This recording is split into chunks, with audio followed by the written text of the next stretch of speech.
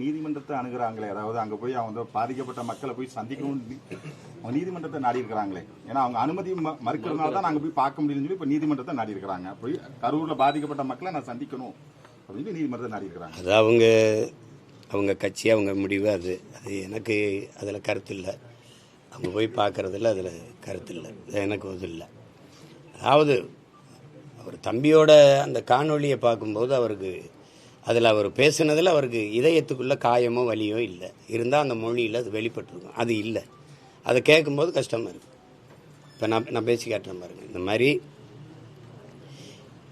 என் மீது பேரன்பு வைத்து நீண்ட காலமாக நேசித்த என் அன்பு சொந்தங்கள், நான் இந்த மாதிரி பரப்புரை பயணத்தில் வரும்போது என்னை பார்க்க வந்து நீண்ட நேரம் கால் கெடுத்து எனக்காக நின்றீங்க.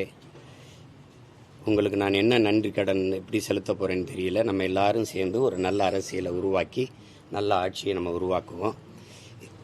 இது இந்த மாதிரி ஒரு கொடும் துயர நிகழ்வு நிகழ்ந்துருச்சு. பச்சிலம் குழந்தைகள் இறந்ததெல்லாம் எனக்கு மிகுந்த மன வலியை தருது. அதில் இவ்வளோ பேர் உயிரிழந்திருக்காங்க. அதுக்கு நானும் காரணமாயிட்டேன். இப்போ இந்த நிகழ்வை பொறுத்த வரைக்கும் தம்பி விஜய் அந்த இடத்துக்கு பரப்புரைக்கு போனதுனால தான் இது நிகழுது. நான் போகலைன்னா அது நிகழாதுல்ல. நான் போனதுனால தான் நிகழுது. அப்போ காரணம் யார்? மற்ற இடத்துலலாம் நடக்கலை, இங்கே ஏன் நடந்துச்சுன்னு சொல்கிறது இல்லை. அப்போ அந்த இடத்துல நடக்கணும்னு நினைக்கிறீங்களா? அந்த இடத்துல ஏன் நடக்கலைன்னு நினைக்கிறீங்களா? இங்கேருந்து பறந்து போகிற அந்த வெளிநாட்டுக்கு போகிற அந்த குஜராத்தில் வந்து பறந்து போகிற விமானம் மட்டும் ஏன் வெடிச்சதுன்னு கேட்பீங்களா? சொல்லுங்கள், அப்படி கேட்பீங்களா? எல்லாரும் போகிற பேருந்து விபத்துக்குள்ளால இந்த பேருந்து மட்டும் என் விபத்துக்குள்ளாச்சுன்னு கேட்பீங்களா? அப்படி கேட்குறதே தப்பு. ஆள் புகுந்தாங்க, கத்தியால் குத்துனாங்கன்னா மருத்துவமனையில் போய் பார்த்தேன். ஒருத்தர் கூட கத்தியால் கீறின காயத்தில் வந்து படுத்திருக்கலையே. காலில் கையில் காயம், கழுத்தில் காயம், எல்லாம் மிதிச்சது. அவங்களே சொல்கிறாங்க, மயங்கிட்டோம், கீழே விழுந்தோன்னா மிதிச்சிட்டாங்க. சில பேர் நாங்கள் போகிறோன்னா இல்லை தலைவர் வந்துடுவார், நில்லுங்கன்னு எங்களை நிறுத்திட்டாங்க. அதில் நெரிசலில் சிக்கிட்டோம், மயக்கம் வந்துடுச்சு. இதான் சொல்கிறாங்க. ஏன்னா காலையிலேருந்து சாப்பிடல, நீர் அருந்தலை. தம்பிக்கிட்டே கேட்குறாரு, தண்ணியை தூக்கி போடுங்க அப்படின்னு. ஒருத்தர் தேவைக்கு போடுறாரு. அப்போ சுற்றி இருக்க எல்லாருக்கும் தாகம் தானே. பேசும்போது அந்த வலியை அவர் கடத்தியிருக்கணும், ரொம்ப உருக்கமாக கடத்தியிருக்கணும். அது செய்யலை. இப்போ நம்ம பேசுகிறோம், மாண்புமிகு தமிழக முதல்வர் அவர்களுக்கு சட்டப்படி நீங்கள் நடவடிக்கை எடுக்கணும்னு இருந்தால் என் மேலே எடுங்க.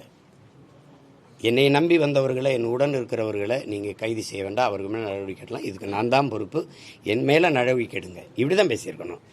நீங்கள் ஏதாவது பழி வாங்கணும்னு நினச்சா நீங்கள் என்னென்னா, இது எப்படி திரைப்பட கதாநாயக வசனம் மாதிரி இருக்குது. இப்படின்னா அங்கே கதாநாயகி குடும்பத்தையெல்லாம் கட்டி வச்சுக்கிட்டு என்னை பிடிச்சி வச்சுட்டு கேட்கும்போது தொடர்தான் இருந்தால் என்னையை தொடு, அவங்களெல்லாம் விடு அப்படின்னு வசனம் பேசுவோம்ல, அப்படி இருக்கு பார்க்கும்போது.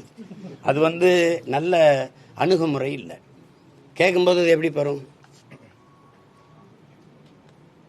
அந்த சிஎம் சார் அப்படிங்கிறத அது சின்ன பிள்ளை விளையாட்டுக்கு கூப்பிட்ற மாதிரி இருக்குது. ஒரு அந்த அவர் மேலே நம்ம உங்களுக்கு மதிப்பு இல்லாமல் போட்டோம். ஆனால் உட்கார்ந்து இருக்கிற அந்த நாற்காலி இந்த நிலத்தில் பெரும்பெரும் தலைவன் உட்கார்ந்தது. ஓமந்தூர் ராமசாமி ரெட்டியார் தாத்தன், குமாரசாமி ராஜா, மூதறிஞர் ராஜாஜி, பெருந்தலைவன் காமராஜ், பேரறிஞர் அண்ணா போன்ற பெருந்தலைவர்கள் இருந்த ஒரு இடம் அது. அது பார்த்து பேசணும். சிஎம் சார் அப்படிலாம் பேசக்கூடாது. அது தன்மையான பதிவாக இல்லை. அது பார்க்கும்போது அந்த இறப்பை விட வலியாக இருக்குது நமக்கு.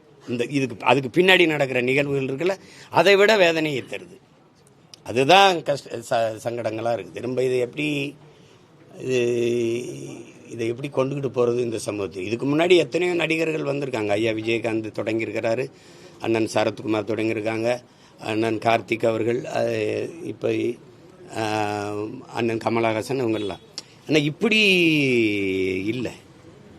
இப்படி இவ்வளோ காலம் இவ்வளோ நேரம் காத்திருந்து இப்படி இருந்தாங்க, பசி பட்டினியாக இருந்தாங்க, மயங்கி, இந்த மாதிரி நிகழ்வுகள் தொடரலை.